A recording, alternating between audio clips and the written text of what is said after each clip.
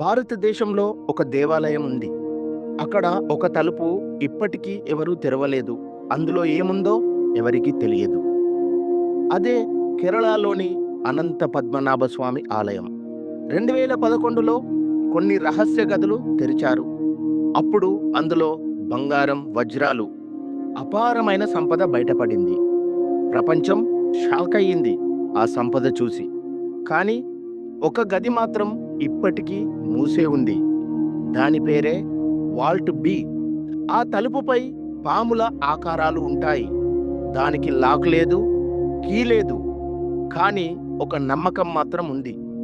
దాన్ని బలవంతంగా తెరిస్తే అపశృతి జరుగుతుంది అని. అందుకే ఇప్పటికీ దాన్ని ఎవరూ తెరవలేదు. ఒకవేళ ఆ తలుపు తెరిస్తే ఏమవుతుంది? అందులో ఇంకా ఎవరు ఊహించనంత సంపద ఉందా? లేక మనిషి అర్థం చేసుకోలేని ఏదైనా రహస్యం ఉందా? లేక అది ఎప్పటికీ మూసే ఉండాల్సిన ద్వారమా? కొన్ని రహస్యాలు తెలుసుకోవడానికే కాదు, అలానే ఉండటానికి మాత్రమే ఉంటాయి. మీరేమంటారు? ఆ ద్వారం తెరవాలా లేక అలాగే ఉండనివ్వాలా?